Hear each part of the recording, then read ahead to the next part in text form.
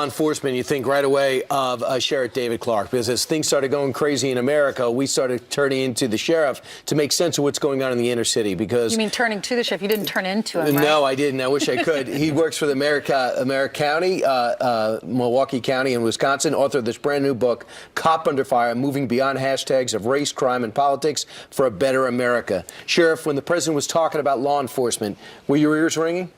They always do, but we have a huge supporter now in the White House, Donald Trump, President Donald Trump, and he said early on in his campaign that he was going to support the police, and he was unambiguous about it, where some of the other candidates were trying to split the baby, and they were, you know, dancing around the edges. He went all in, understanding that we're on the front lines of the rule of law.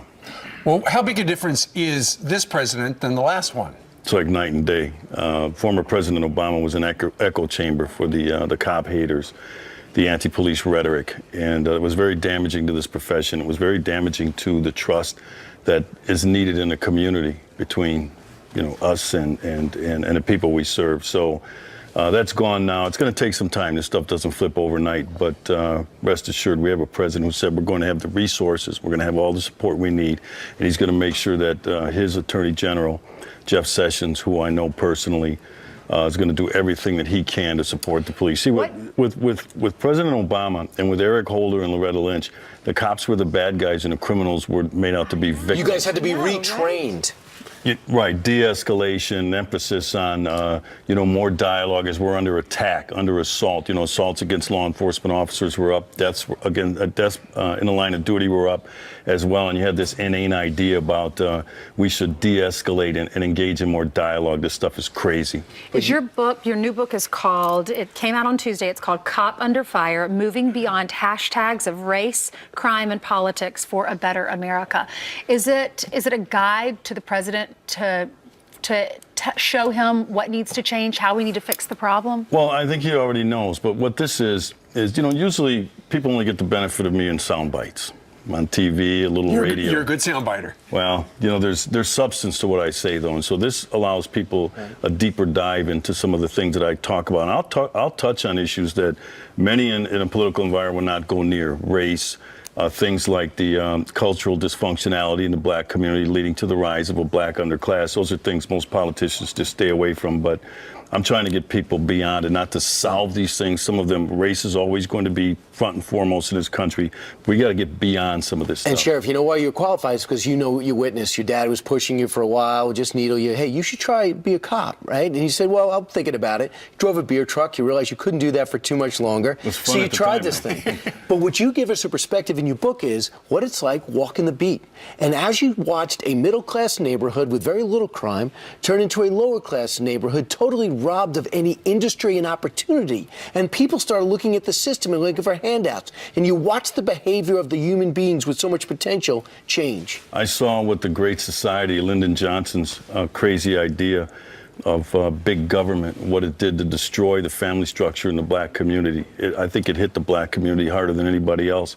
It marginalized men in the lives of their family, to raise the kid, to be the provider. Uncle Sam became the provider, you know, with welfare benefits. Uncle Sam put food on the table. Uncle Sam was the protector, so on and so forth. It's had devastating consequences. Uncle Sam might be good for some things, but Uncle Sam is a horrible father. Well, Uncle Sam, you know, the service to our nation, a lot of people are wondering whether or not you would be interested in something like this. Here is Dog the Bounty Hunter on Fox and Friends this past weekend. Listen to this, Sheriff. Sheriff Clarke is strong law and order. While the President of the United States is making America great again, we're trying to help Sheriff Clarke to make it safe again. We want him to run for United States Senate. I think that the enthusiasm to have someone who's strong law and order come in to help us reclaim our country is a very exciting possibility. Okay, you had Dog the Bounty Hunter at CPAC suggesting you would be a great candidate for U.S. Senate. Well, look, that's a big decision, and it's a decision that requires time before you make it. I'm flattered by the energy and the enthusiasm nationwide for such a thing, but that's why it's a draft movement at this point. They're going to have to get me in there kicking and screaming right now, but I never say never. I haven't totally closed the door, but I think it's less than 50% that I'd run for Senate. How interested are you in a move to the White House? I know you've already been to the Tower a couple of times. There are discussions. There are ongoing discussions. Look, if the president asks me to serve, I'm going to step up and I'm going to serve my country, serve his administration. If that call comes, I will answer that call. That's all I can say at this point. You know, the big headline today is about Jeff Sessions. Apparently, he talked to the Russian ambassador when he was a U.S. senator, and the Democrats their hair is on fire. They kind of pulled the same thing on you last summer.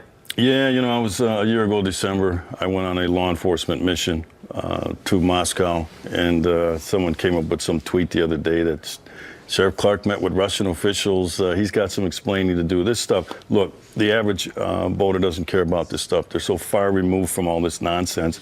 They want this government to get back to work to deal with the issues that are facing America. So, you know, this is kind of the game in Washington that led to the rise of Donald Trump. They wanted an outsider. They brought him in. They said, look, we need to change this tone to drain the swamp. That stuff's real with the American voters. So, absolutely. Well, Sheriff, thank you for being with us. The book is Cop Under Fire.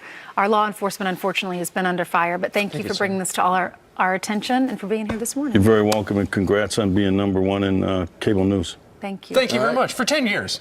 10 years. Right. Wow. All right. Thanks, Sheriff.